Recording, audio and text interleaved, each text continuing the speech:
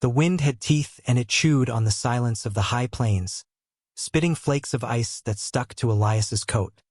He stood before the small, weathered cross, a splinter of wood against an endless canvas of white, his breath a ghost in the frigid air.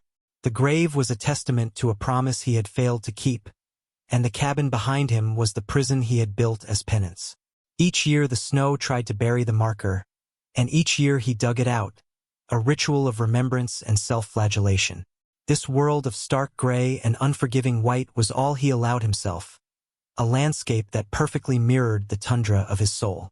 Then, a sound, alien and violent, tore through the howl of the storm. It was the tortured scream of metal, a percussive crunch that was swallowed almost immediately by the wind, but not before it snagged on Elias's ear. He turned from the grave, his stoic mask tightening. Trouble was a language he had once spoken fluently but had long since tried to forget. Yet it had found him here at the edge of nowhere. He moved with an economy born of instinct, pulling a heavy lantern from a hook by his door and striding into the blizzard's embrace. He followed the sound, his boots sinking deep into the fresh powder, until he saw it. A dark shape, a wounded beast half swallowed by a deep snowdrift off the barely visible track that passed for a road. A car. The driver's side door was crumpled, the window a spiderweb of fractured glass. Inside, a woman was slumped against the steering wheel, a dark bruise already purpling on her temple. Her name was Sarah, though he did not know it yet. In the back seat, huddled under a thin blanket, was a small boy, his face pale as the snow, his eyes wide with a fear so profound it seemed ancient. He did not cry. He just shivered, a small, fragile tremor in the vast, cold indifference of the world. Elias worked without a word. He eased the woman out, her body limp, and then gently lifted the child, who felt as light as a bundle of dry twigs. He carried them both back to his cabin, 2 trips through the blinding fury of the storm, leaving the mangled car to the encroaching snow.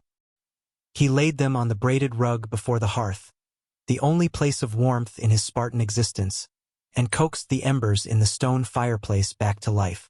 Flames licked at the dry kindling, casting flickering, dancing shadows that made the small space feel both smaller and safer.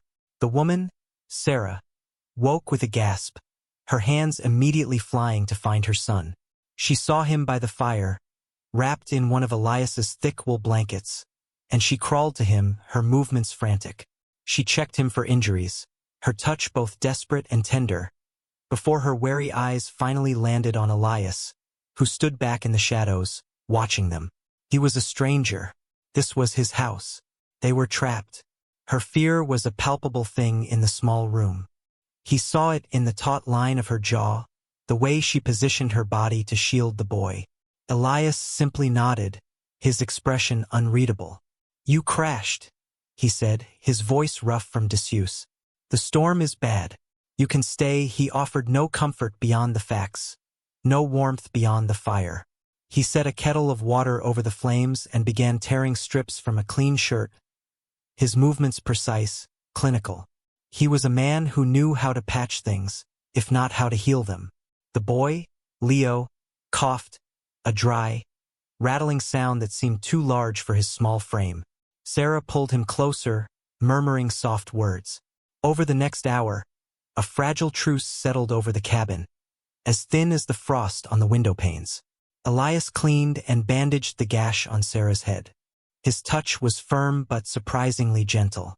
She flinched but did not pull away.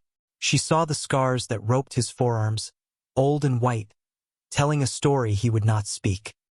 He made them broth and Leo, propped against his mother, sipped it slowly.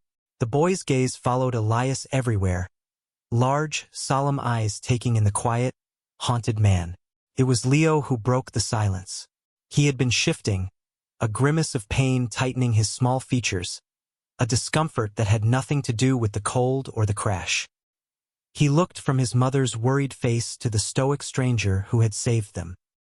He saw something in Elias's eyes, a deep well of old sorrow that seemed to recognize his own.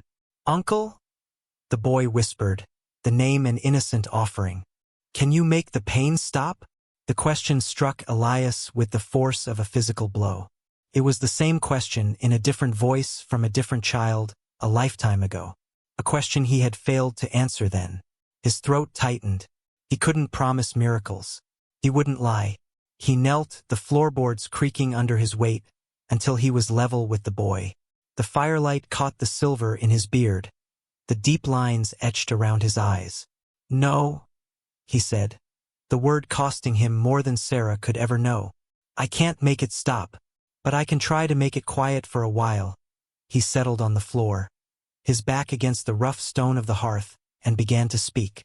He didn't tell a story of heroes or magic, but of the constellations he could see from his porch on a clear night, of the great bear and the lone hunter, silent and steadfast in the dark expanse. His voice was a low, steady rumble, a counterpoint to the shrieking wind outside, and slowly, the lines of pain on Leo's face began to soften.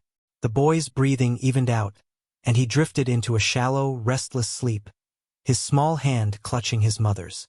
Sarah watched the exchange, her suspicion warring with a desperate surge of gratitude. This quiet, wounded man was no threat. He was a sanctuary. The storm raged for 2 days, locking them inside the cabin, a small island of fragile peace in a sea of white. A routine formed. Elias chopped wood, kept the fire roaring. Sarah cooked what little they had, her movements becoming less guarded, more fluid. Leo, in his moments of strength, would watch Elias carve small figures from scraps of wood. A bird, a wolf, a bear. The child's quiet presence began to fill the empty spaces in the cabin, and in Elias himself. They spoke little, but the silences grew comfortable, weighted with unspoken understanding. Sarah told him they were running, that a man named Marcus was looking for them. She didn't offer details, and Elias didn't ask. He understood running. On the 3rd morning, the wind died. The world outside was hushed, buried under a thick blanket of pristine snow. The quiet felt hopeful, like a clean slate, but then Elias saw it. Through the one window that wasn't obscured by frost, he saw a dark line moving against the white, far down the track. It was a truck, big and black, its oversized tires churning a path through the deep snow, relentlessly following the faint trail left by Sarah's car. Sarah saw it too, and the color drained from her face. "It's him," she breathed, her voice trembling. "Marcus, how did he find us?" Elias looked from her terrified face to the sleeping boy, who had finally found a moment of peace. The world he had shut out had come crashing back in. The sanctuary was about to be violated. He bolted the heavy wooden door and slid a thick iron bar into place. He turned to Sarah, his eyes dark and serious. "Stay with the boy. Stay away from the door." The truck rumbled to a stop outside, its engine a profane growl in the sacred quiet. A heavy door slammed. Footsteps crunched in the snow, heavy, arrogant. Then, a pounding on the door that shook the entire cabin. "Sarah, I know you're in there. Open this damn door." The voice was deep, laced with a possessive fury. Sarah flinched, pulling a blanket tighter around Leo, who was beginning to stir. Elias stood motionless in the center of the room, a mountain of quiet resolve. The pounding came again, harder this time. "Don't make me break it down, Sarah. He's my son. You don't get to take him from me. We are not your family." Sarah cried out, her voice a mix of terror and defiance. The man outside, Marcus, laughed, a harsh, ugly sound. "We'll see about that. And who's that with you? Some mountain man you picked up?" He paused. "Old man, get out of my way. This doesn't concern you." Elias remained silent. His concern was standing right here, in the fragile warmth of his home. A moment later, there was a tremendous crash.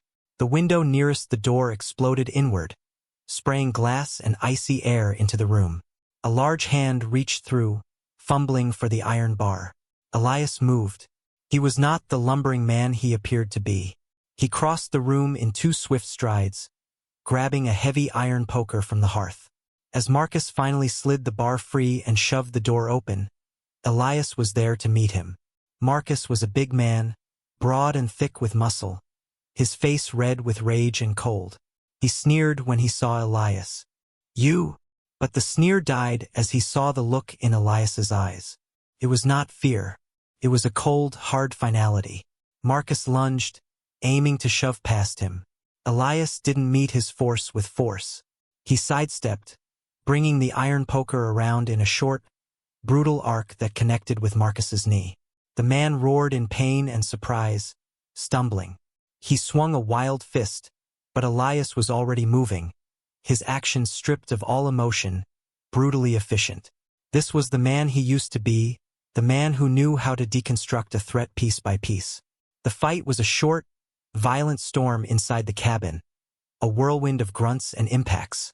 Marcus was stronger, but Elias was smarter, faster, fueled by a purpose Marcus couldn't comprehend. He wasn't fighting for pride. He was defending a perimeter. He was protecting a child's chance to sleep without pain.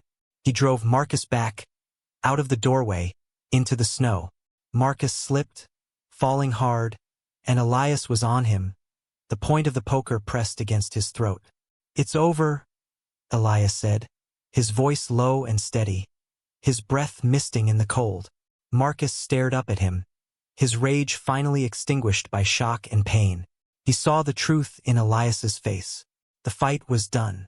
The aftermath was a profound silence, broken only by the whistling of the wind through the shattered window. Elias bound Marcus's hands and feet with rope and dragged him into the woodshed, leaving him there for the authorities he would call as soon as the line was clear. Back inside, Sarah was holding the now-awake Leo, shielding his eyes. Elias stood there, breathing heavily, a trickle of blood running from a cut on his cheek. His hands were shaking slightly. He looked at the shattered window, at the violation of his solitude. But then he looked at Sarah and Leo safe by the fire. For the first time in years, the cabin did not feel like a prison. It felt like a home that had been successfully defended.